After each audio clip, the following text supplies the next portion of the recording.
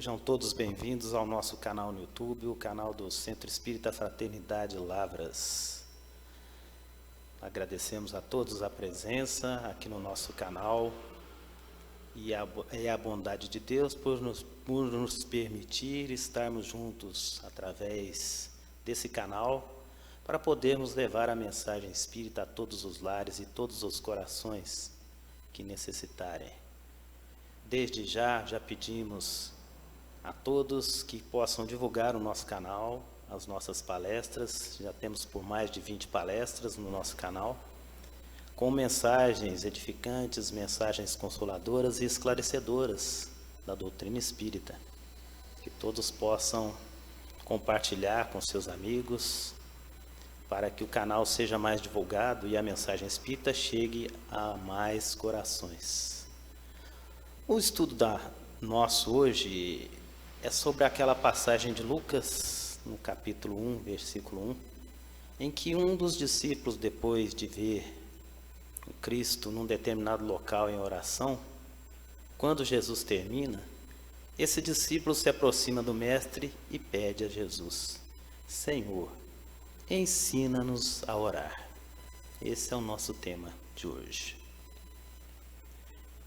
E o que levou o discípulo a fazer esse pedido? Ensina-nos a orar. Temos para conosco que ele sabia como se orava, porque a oração fazia parte da vida e da adoração dos judeus. E as escrituras hebraicas contêm muitas orações no livro dos Salmos e em outros escritos. Então o discípulo, sem dúvida, estava familiarizado com as orações formais dos líderes religiosos do judaísmo. E o que fica evidente nessa passagem de Mateus, no versículo 6, no capítulo 6, versículos 5 a 8, onde Jesus já começa a mostrar a eles como devemos orar. Já começa a esclarecer essa questão, como se deve orar. Aqui também tem umas contraindicações. Acho que até a primeira é como não devemos orar. Que é, Jesus nos fala o seguinte, anotado lá no capítulo 6 de Mateus. Quando orardes, não façais como os hipócritas, que gostam de orar de pé nas sinagogas e nas esquinas das ruas, para serem vistos pelos homens. Em verdade vos digo que já receberam a sua recompensa. Mas tu, quando orares, entra em teu aposento, fechando a tua porta, ora teu pai que está em secreto, e teu pai que vem em secreto te recompensará.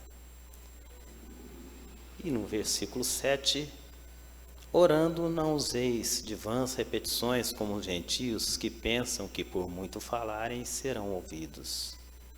Não vos assemelheis, pois, a eles, porque o vosso Pai sabe o que vos é necessário antes de vos pedirem.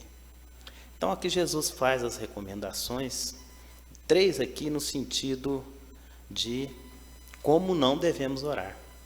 Não devemos orar como os hipócritas, aqueles que querem aparecer. Na época do Cristo, era o hábito das pessoas, sobretudo os fariseus que gostavam muito de aparecer, né? Oravam de pé na sinagoga, na esquina das ruas, que eles queriam ser vistos. E a recompensa deles era justamente a evidência. O reconhecimento, o suposto reconhecimento de suas virtudes, porque oravam para aparecer. E Jesus já começa recomendando que não façais assim. Não façais como os hipócritas, que gostam de orar de pé nas sinagogas ou nas esquinas das ruas. Ou seja, nada de querer evidência. Nessa comunhão com o nosso Pai, não devemos buscar evidência. E aí ele recomenda, quando nós orarmos, sim, de uma forma simbólica, né? Entrarmos no nosso aposento, fechar a nossa porta, tudo isso é um simbolismo.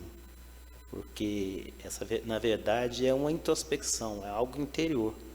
Para entrar em comunhão com Deus, a gente precisa estar voltado para dentro do nosso mundo interior, para nos conectar com o Pai e com Ele conversar, dialogar com Deus. Então, Ele recomenda que façamos dessa maneira, essa introspecção, um mergulho dentro de nós mesmos, no campo do nosso sentimento, para nos ligarmos a Deus. Tem também aqueles que repetem demais as palavras ou oram de uma maneira muito prolongada, como os gentios, e achando que assim serão ouvidos. E não é dessa forma que Jesus recomendou também, que não façais assim como eles, os gentios. E enfim, ele fala que Deus sabe de antemão o que nós necessitamos para nós, antes mesmo de nós pedirmos. No livro 3º, capítulo 2, o item 1 do livro dos Espíritos, que trata da lei da adoração, que é uma das 10 leis morais abordadas nesse livro, Kardec trata sobre a prece, lá na questão 658. Ele pergunta se agrada a Deus a prece. Sem dúvida nenhuma, os Espíritos vão responder que sim. Então, na resposta da Falange da Verdade, os Espíritos nos dizem: a prece é sempre agradável a Deus, quando ditada pelo coração, pois para ele a intenção é tudo. Assim, preferível lhe é a prece do íntimo à prece lida, por muito bela que seja, se for lida mais com os lábios que com o coração,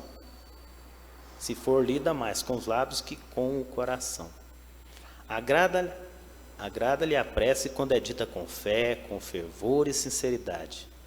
Mas não creiais que o toque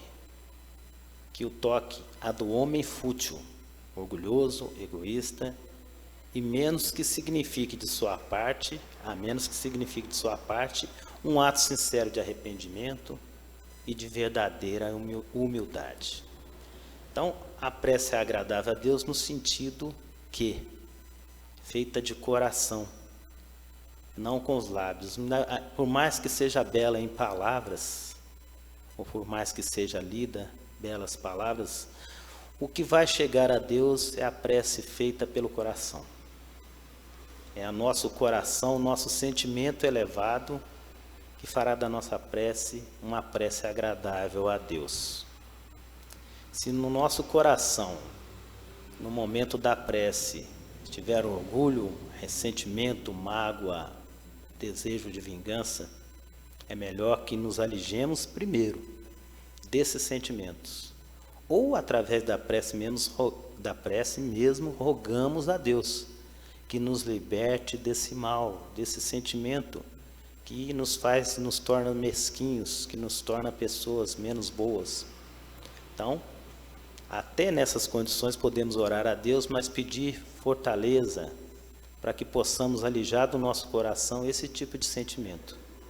Porque temos que chegar a Deus através da prece com sentimento puro. Mas se estivermos vivendo uma situação de sofrimento, de dificuldade, de ressentimento com alguém, peçamos a Deus que nos auxilie nesse sentido, para que possamos tirar do nosso coração esse tipo de sentimento, que aí a nossa prece também será agradável a Deus. Todo o nosso estudo hoje vai se basear no Evangelho e o Livro dos Espíritos, porque é uma obra que muito nos esclarece, nos consola, nos orienta e nos conforta. Então vamos à questão 659, em que Kardec pergunta qual é o caráter geral da prece. E a resposta é: a prece é um ato de adoração. Orar a Deus é pensar nele, é aproximar-se dele, é pôr-se em comunicação com ele. Através da prece, 3 coisas podemos propor, que é louvar, pedir e agradecer. Então, esses 3 elementos estão contidos na condição de uma prece. O que nós fazemos na prece? Nós louvamos, nós pedimos ou agradecemos. Geralmente a gente fica no meio ali, né? Entre o louvor e o pedir, entre o louvar e o agradecer, nós ficamos muito na parte do pedir.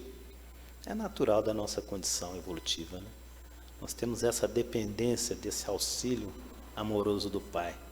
Mas, como disse o Cristo, ajuda que o céu te ajudará. Então nós temos que fazer a nossa parte.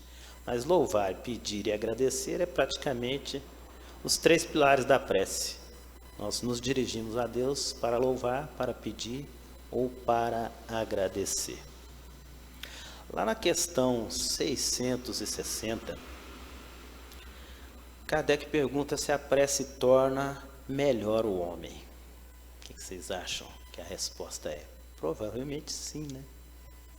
Logicamente que sim. Sim, porque todo aquele que ora com fervor e confiança se faz mais forte contra as tentações do mal e Deus lhe envia os bons espíritos para assisti-lo. É com esse socorro que jamais se lhe recusa quando pedido com sinceridade. Gente, todas as nossas preces são ouvidas, não tenha dúvida. Até pesquisando sobre o tema, né? Estava lendo no livro Boa Nova, Humberto de Campos, o capítulo Comunhão com Deus. E nesse capítulo é interessante porque Pedro, depois de Jesus ter curado a sua sogra, né? Aquele capítulo famoso, aquela passagem famosa em que Jesus chega na casa de Simão Pedro, Pedro junto a Jesus, né? E a sogra de Simão Pedro estava com febre, uma febre altíssima. E Jesus tocou na testa dela e a febre cessou de imediato. Então a sogra do Pedro ficou assim maravilhada, como que apenas com um toque ela foi liberta daquela febre. E passou a pensar, né, nas características, nos poderes do Messias, nos poderes de Jesus. Jesus falando, anunciando o novo reino. A sogra de Pedro se aproximou dele com algumas questões que levou-o a refletir no campo material. Ela fez Pedro pensar, poxa, se esse Jesus que vai instalar um novo reino e você é um discípulo bem próximo dele, ele com certeza ele tem poderes, influências, você podia bem pedir para ele, Pedro, para ele aplanar a nossa vida, a nossa situação material, quanto ao futuro, podia ver essa parte, né, no nosso modo de dizer aqui, não com a narrativa do Humberto, mas no nosso ponto de vista aqui, podia aplanar a nossa situação material. E Pedro refletiu um pouco, falou, mas Jesus sabe que é melhor para nós, mas aquelas palavras da sua sogra acabaram influenciando ele, que fez até algumas comparações. Ele observou que a sua mulher, a sua sogra, tinha que cuidar da casa, tinha que cuidar da horta, plantação, e ele tinha que pescar todo dia, um esforço tremendo para manter o pão de cada dia. E no caso Joana de Cusa, por exemplo, a mulher do Cusa, o intendente de Antipas, ela tinha numerosas servas. Então Pedro, com esses questionamentos, ele chegou a Jesus, retirando o mestre das suas reflexões, ele perguntou, mestre, Deus ouve todas as nossas preces? E Jesus afirmou, como não, Simão? Então Pedro colocou esses questionamentos para ele, que nós sabemos, né, que é a questão da reencarnação. E Jesus então dá uma resposta fantástica a respeito da comparação que ele faz, que a esposa dele e a sogra dele tem que cultivar a horta, ele tem que trabalhar pesado, e a Joana de Cusa tem numerosas servas. E Jesus fala para ele, Simão, qual é a responsabilidade maior? De cuidarmos ali das hortaliças ali, ou de termos algumas filhas de Deus sob a nossa responsabilidade? Muito maior a responsabilidade de Joana de ter servas e ser responsável por elas. Então Simão até entendeu e compreendeu que tudo está no seu devido lugar. Para nós espíritas sabemos que é a reencarnação. Jesus ainda deu outras explicações para Simão que o fez entender. Que essas questões de posicionamento na vida são meras experiências necessárias ao espírito. Simão então aquietou-se no seu íntimo. Mas um tempo mais à frente, Jesus explicou a ele como seria essa comunhão com Deus, como devemos nos ligar a Deus, até pelo trabalho, a ação contínua na sua obra, fazendo a nossa parte. Mas Simão ainda estava com certa dificuldade em assimilar essa comunhão com Deus, apesar dos vários exemplos. Então, nessa oportunidade, né, depois de fazer esse questionamento, um dos filhos de Alfeu, né, que perguntou ao mestre, pediu ao mestre: Senhor, ensina-nos a orar. Então foi um momento oportuno para Jesus esclarecer até Simão Pedro também. E aí ele fez, depois de fazer essas recomendações, né, lá no Evangelho de Mateus, a partir do versículo 9, me parece, Mateus 6, a partir do versículo 10, ele ensina a oração do Pai Nosso, chamada também de prece dominical. E nessa oração, então, ali tem todo um resumo dessa nossa relação com Deus.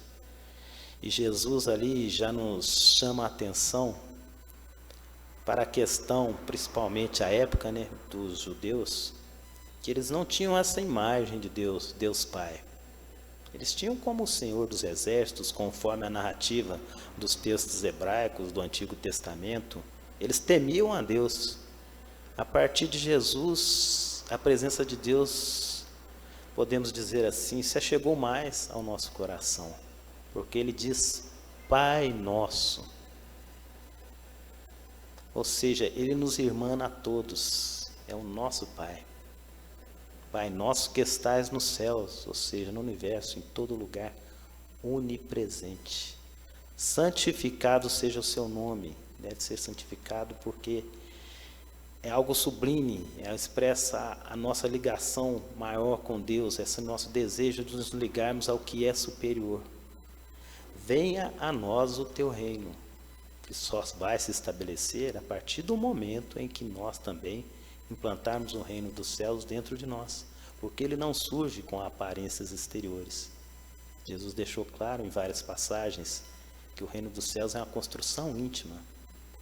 Venha a nós o teu reino, seja feita a tua vontade. A vontade de Deus em todo o universo é predominante. É Deus, inteligência suprema e causa primária de todas as coisas. A sua vontade é soberana. Cumpra-se os teus mandamentos. Ou seja, todos os ditames da lei, toda a lei natural criada por Deus, leis físicas, leis morais, estão inseridas, estão no universo para que nós possamos cumprir a vontade de Deus, que é o bem de todos. Emmanuel nos deixa claro isso. Que é a vontade de Deus? Seja feita a vossa vontade, assim na terra como nos céus. A vontade de Deus é o bem de todos. O pão de cada dia, sabendo da importância que nós temos de nos alimentar, o corpo e o espírito, ele roga a Deus que nos dê hoje. E que nos perdoe as nossas ofensas, porque estamos sempre transgredindo as leis de Deus, de uma maneira com que nós também perdoemos aqueles que nos ofendem, e que não nos permita que caiamos em tentação, que nos liberte do mal. É o mal que ainda trazemos dentro de nós, porque dele é o reino, de Deus é o reino, o poder e a glória para todo sempre. Então, através da oração do Pai Nosso, Jesus faz uma síntese ali da nossa relação, qual a relação que devemos ter com Deus através da prece. E nessas questões do Livro dos Espíritos, na questão 659, em que Kardec pergunta a respeito de qual é o caráter geral da prece, os Espíritos respondem que a prece é um ato de adoração. Orar a Deus é pensar nele, é aproximar-se dele, é pôr-se em comunicação com ele. As três coisas podemos propor por meio da prece: louvar, pedir e agradecer. Essa parte nós já passamos até. E a questão da prece tornar o homem melhor, sim, sem dúvida, o homem se torna melhor a partir da prece. Na questão 660A, como é que certas pessoas que oram muito, não obstante, vamos reformular a questão aqui. Como é que certas pessoas que oram muito são, não obstante, de mau caráter, ciosas, invejosas, impertinentes, carentes de benevolência e de indulgência e até algumas vezes viciosa? Então, a resposta é que semelhante àquela passagem de Mateus no versículo 7, capítulo 6, versículo 7, em que os gentios oraram muito e acreditavam que por orar muito, isso seria o suficiente. Então é a questão semelhante aqui. O essencial não é orar muito, mas orar bem. Essas pessoas supõem que todo o mérito está na extensão da prece e fecham os olhos para os seus próprios defeitos. Ou seja, acha que se orar muito, quanto mais orar, melhor é. E os Espíritos respondem aqui que não é a questão da quantidade, sim a qualidade da prece. Orar bem. Porque nessa preocupação de orar muito, eles não estão preocupados, eles não observam a questão dos próprios defeitos. Fazem da prece uma ocupação, um emprego de tempo, nunca, porém, um estudo de si mesmas.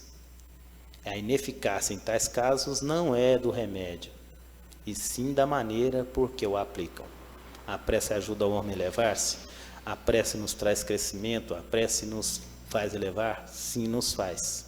Mas não é pela quantidade que oramos, é pela qualidade da oração e, sobretudo, um estudo de nós mesmos.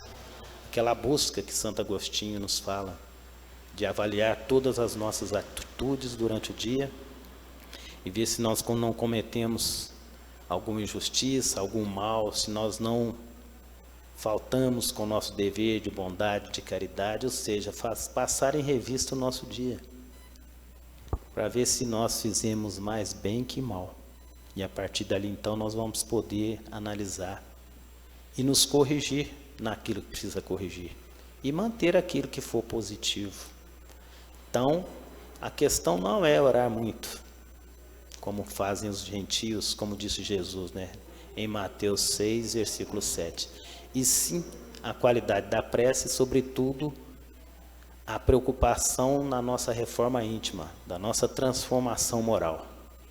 Então a eficácia da prece para melhorar o homem vai estar também no esforço que nós fazemos para podermos nos tornarmos melhores. Não é de orar muito que vamos tornar-nos pessoas melhores, mas a prece nos auxiliará a sermos pessoas melhores a partir do momento em que nós fizermos também a nossa parte no campo da reforma íntima. Lá na questão 661,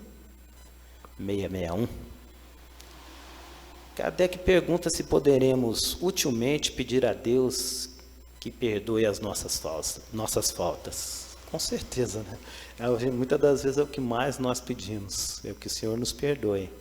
Mas vamos recordar que na prece do Pai Nosso, Jesus diz: perdoai nossas ofensas, assim como nós perdoamos a quem nos tem ofendido. Ou seja, nós temos também a nossa contrapartida aí, nossa participação em também perdoar. Porque se nós não perdoarmos, como estamos pedindo perdão para nós mesmos? Se nós não temos capacidade de perdoar.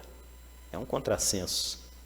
Então, na resposta da 661, Deus sabe discernir o bem do mal. A prece não esconde as faltas.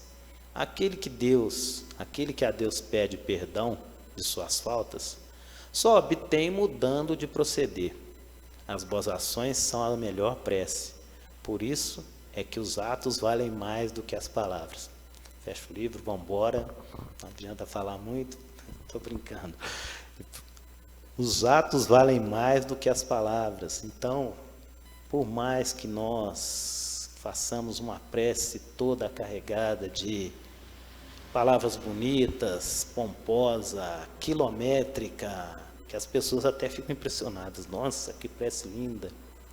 Mas certa vez numa reunião privativa, uma companheira fez uma prece, uma coisa assim, muito cheia de palavras bonitas e tal, para uma entidade ali perseguidora, uma entidade que estava revoltada com o encarnado aí, estava presente ali na reunião. E assim que terminou a prece, a gente assim, nossa, nós até suspirando, a entidade falou dessa forma: belas palavras, minha irmã, mas numa frieza, que nós percebemos que eram só as palavras, faltou o sentimento, porque o sentimento toca, o sentimento transforma. E as nossa prece tem que estar embasada nas nossas boas ações. Então, o que vai sedimentar essa comunhão nossa com Deus são principalmente as nossas atitudes. Um exemplo vale mais que 1000 palavras, né? Ou seja, a gente fala, faça o que eu faço, mas não faça o que eu falo, mas não faça o que eu faço. Jesus tinha advertido isso a respeito dos fariseus, né? Falou, fazei tudo o que eles mandam fazer, porque o que eles estão mandando fazer está lá no Antigo Testamento, está nas recomendações, né? Mas não façais como eles fazem, porque eles falam, recomendam e não fazem. Mandam aplicar a lei para os outros, mas para si mesmos eles não aplicam. Então eram hipócritas. Então que nós não sejamos hipócritas, possamos sedimentar nossas palavras com atitudes. É bem verdade que todo aquele que está em evidência, um expositor espírita, um palestrante, é uma pessoa humana, é uma pessoa que erra, que falha. E às vezes as pessoas têm uma visão exagerada da pessoa que está ali à frente, que às vezes tem um donzinho de poder levar a palavra, de interpretar uma orientação espiritual. E as pessoas às vezes endeusam. E às vezes exageradamente. Quando vê a pessoa tendo uma atitude às vezes de estresse ou de um certo desequilíbrio emocional, acabou aquela pessoa. Ou seja, para ela é uma decepção. Na verdade é uma falta de visão. Porque todos somos seres humanos falíveis. Então somos passíveis de erro. Então, na maioria das vezes, nosso desejo sincero é de acertar. Mas a nossa condição evolutiva ainda é aquela que nós apresentamos nos momentos difíceis. Isso que o André Luiz nos fala no Agenda Cristã. É nos momentos difíceis é que a nossa realidade espiritual é mais visível. Ou seja, naquele momento de tensão, as nossas reações demonstram a que nível evolutivo estamos. Ou seja, então, como recomendou Jesus, né? A gente fica olhando o defeito dos outros, mas não olha, fica preocupado com o cisco no olho dos outros, e não olha a trave que está nos nossos olhos. Então, até nisso, Jesus foi fantástico, porque ele nos mostrou que na nossa relação, nós aqui, seres humanos, todos nós somos passíveis de erro, somos falíveis. Então, embora que nos apresentemos na melhor condição possível, é um espelho daquilo que desejamos ser. E ainda nem sempre será aquilo que somos, mas aquilo que estamos espelhando para o nosso futuro. Isso nos dá força, nos fortalece para sermos um dia aquilo que as pessoas acham que somos. Tem uma passagem interessante, né? Sempre tem os causos do Chico Xavier, em que o Chico, numa livraria, parece-me que em Uberaba, já estava em Uberaba já. Na livraria, cheio de livros, né? Francisco Cândido Xavier. E chega um grupo de pessoas, adentra a livraria e começa a olhar os livros e tal. E uma dessas pessoas, um rapaz lá, vai olhando os títulos, sempre Francisco Cândido Xavier. E fica impressionado, né? Nossa, hein? Esse Francisco Cândido Xavier deve ser uma pessoa incrível e tal. Aí uma das pessoas que estavam ouvindo, um uberabense, indicou, aquele ali é o Chico. E o Chico, né, naquela simplicidade toda, o indivíduo chegou perto, deu uma mirada no Chico, assim, deu uma reparada nele, falou, você é Francisco Cândido Xavier? Aí ficou olhando para o Chico assim, quem dera, hein, quem dera. Pois é, o Chico falou, é verdade, quem dera. Ou seja, ele julgou o Chico pela condição que ele se apresentava ali. Na verdade, ele estava diante do próprio Francisco Cândido Xavier. E o Chico mesmo confirmou, quem dera, irmão, que eu fosse, quem dera. Por quê? Porque exagerou, né, colocou a pessoa num patamar. É um espírito, sim, de grande envergadura espiritual, cumpriu sua missão, mas ele mesmo deixava claro que as obras eram dos espíritos. Agora, as obras pessoais de Chico Xavier, que eram suas obras de caridade, isso sim, eram seus atos sedimentando as palavras que ele levava de consolo, de caridade, de amor ao próximo. Nesse quesito, ele era 10. Mas ele deixou claro que as obras eram do Emmanuel, do André Luiz, a obra eram dos espíritos. Ele era só o mensageiro. Ele era o carteiro das cartas, né? Nas cartas, as mães de Chico Xavier, né? Ele deixou claro que ele era só o carteiro, ele só entregava a mensagem. A mensagem não era dele. Bom, lá na questão 662, Kardec pergunta se pode-se com utilidade orar para outra pessoa. Vamos deixar assim. Lógico, com certeza. Tem muita utilidade. Os Espíritos respondem que o Espírito de quem ora atua pela sua vontade de praticar o bem. Atrai a si, mediante a prece, os bons espíritos, e a estes se associam ao bem que deseja fazer. O Tiago, numa de suas cartas, diz: e orai uns pelos outros, porque é de muita valia a oração nossa para um nosso companheiro, para alguém que a gente sabe que está passando dificuldade. Isso demonstra o nosso desejo de se praticar o bem. Nós queremos praticar o bem, queremos fazer o bem. Não sei o que fazer, ore por alguém. Ore por alguém hospitalizado. Ore por alguém que você sabe está passando por uma dificuldade. Ore por alguém que você está desconfiando que está ali com uma depressão nascente, ou às vezes a depressão já está num estágio avançado, que pode levá-lo até desistir da vida. Ore. Ore pelos outros. Oremos pelos outros, porque isso é fazer o bem. E isso atrai os bons espíritos. E a simpatia deles para conosco também. Ajuda que o céu te ajudará. Todo aquele que tem desejo sincero de ajudar o seu semelhante, automaticamente atrai os bons espíritos para junto de si. E a presença dos bons espíritos junto a nós afastam os maus espíritos que também vivem a nos rodear, né? Por isso falou Jesus na prece: Pai nosso, livra-nos do mal. Porque o mal nos rodeia, o mal está dentro de nós, o nosso mal, que ainda existe em nós, atrai os espíritos inferiores. Então ele continua aqui: o pensamento e a vontade representam em nós um poder de ação que alcança muito além dos limites da nossa esfera corporal. A prece que façamos por outrem é um ato dessa vontade.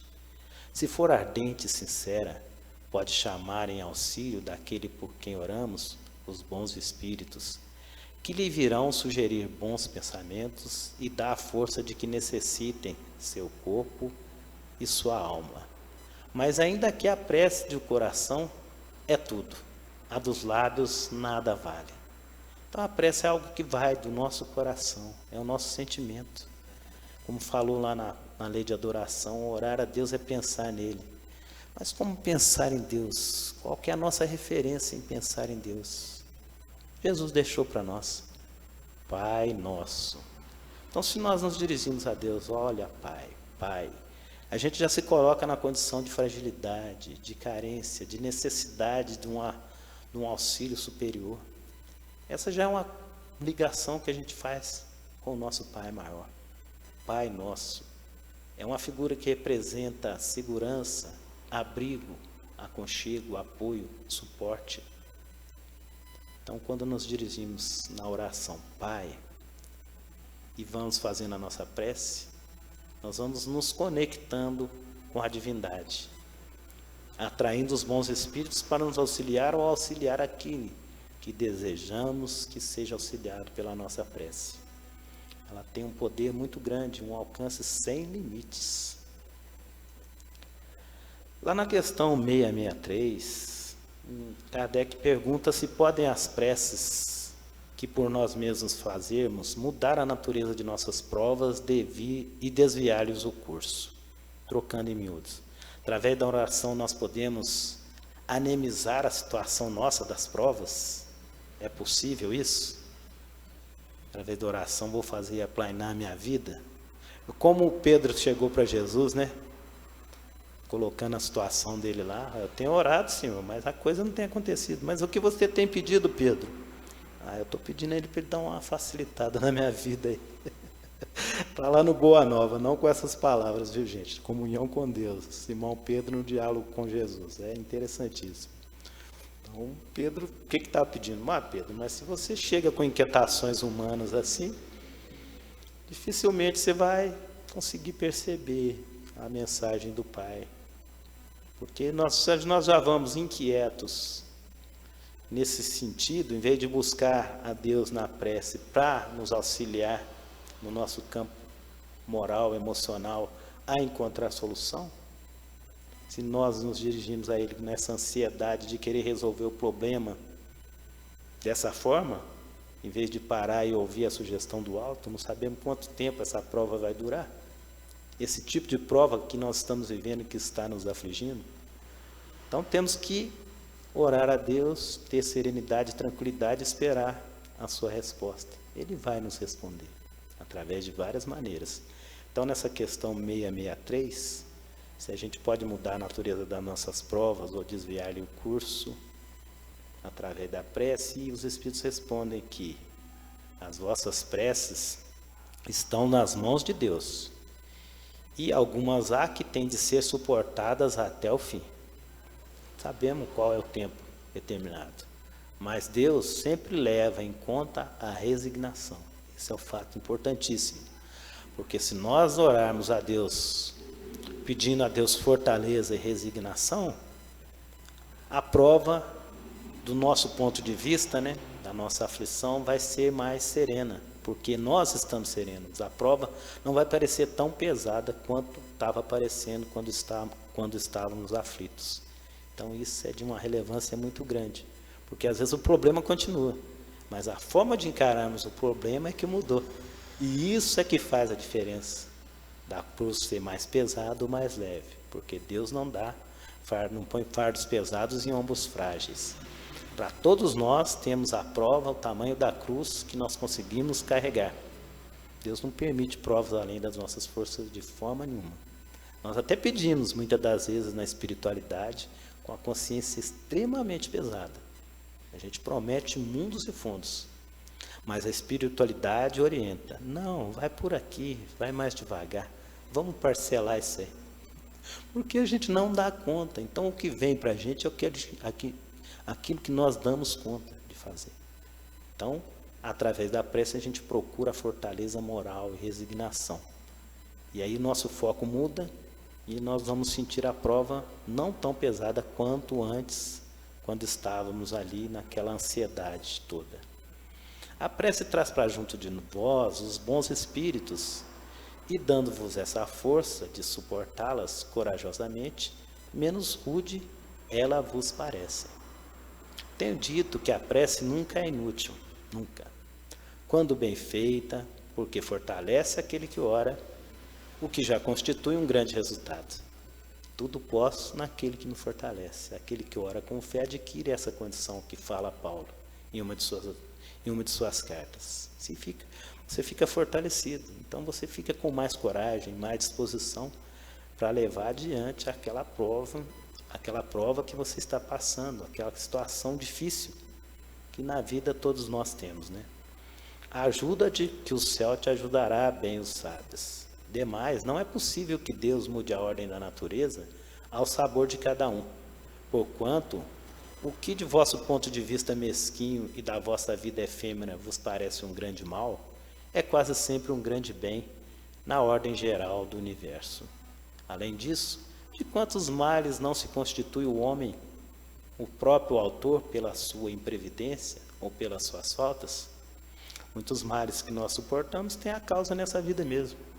Lá no Evangelho segundo o Espiritismo, não me lembro o capítulo, causas atuais das aflições. Causas anteriores e causas atuais. Kardec aborda os dois pontos.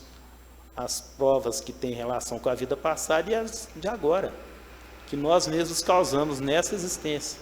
Fala, isso é de vida passada, não é nada. Vai dar uma olhada um pouquinho no seu passado aí, alguns anos atrás, você vai ver que não, que nada mais é que consequência de atitudes que nós tomamos ali, nessa existência mesmo. Então eles nos falam que ele é punido naquilo em que pecou. Todavia as súplicas justas são atendidas mais vezes do que supondes. Julgais de ordinário que Deus não vos ouviu, porque não fez em vosso favor um milagre, enquanto que vos assiste por meios tão naturais que vos parecem obra do acaso ou força das coisas. É tão natural essa ação divina nos auxiliando que a gente nem percebe. Ou quando a gente ora para resolver certo problema e não se resolve, e às vezes a pessoa se revolta, Deus não está ouvindo minhas preces, é porque ele ainda não entendeu que aquilo, a prova dele ainda vai permanecer por algum tempo, mas que através da prece ele pode se fortalecer e mudar a forma de ver o problema. Dessa maneira, então, a prova fica menos dolorosa. Muitas vezes também, a maioria das vezes mesmo, ele vos sugere a ideia que vos fará sair da dificuldade pelo vosso próprio esforço. Ou seja, ninguém foge ao esforço próprio. Todos nós temos que nos movimentar, fazer a nossa parte. A ajuda que o céu te ajudará.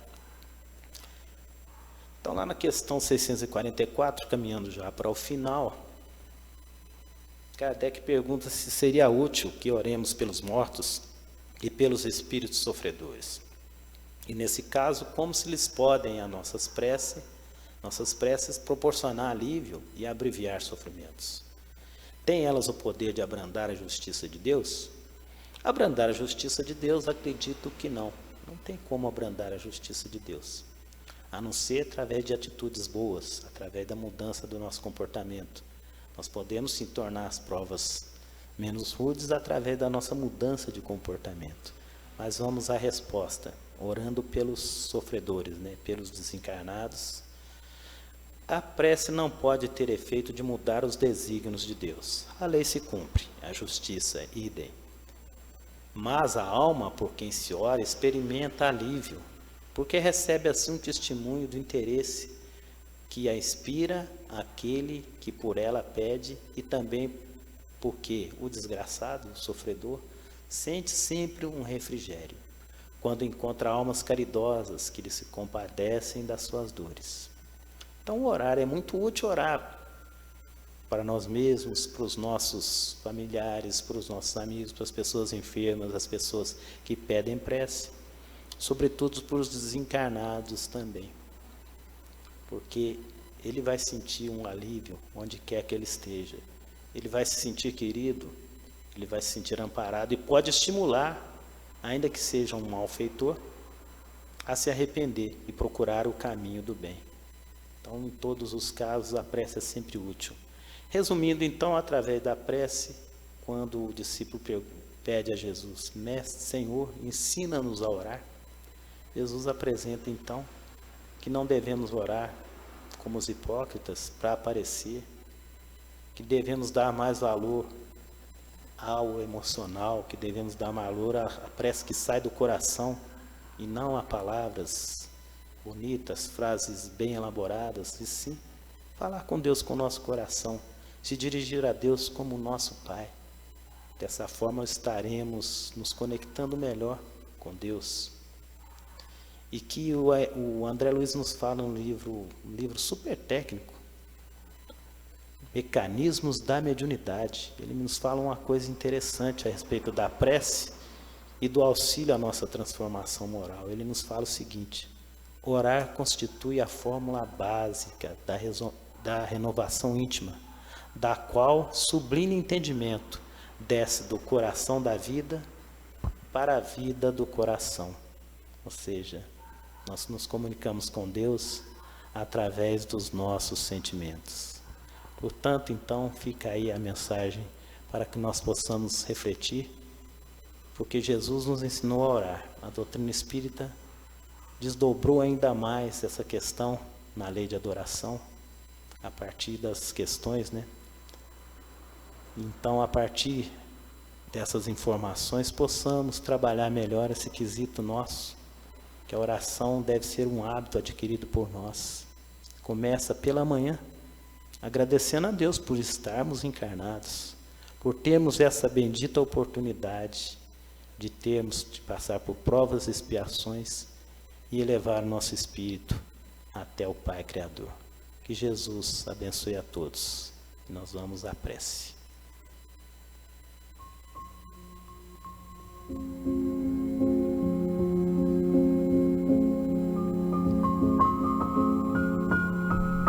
Pai de infinita bondade, esse Pai amoroso que Jesus nos apresentou há 2000 anos e que nos faz sentirmos acolhidos, amparados, assistidos, que nos irmana toda a humanidade como filhos de Deus.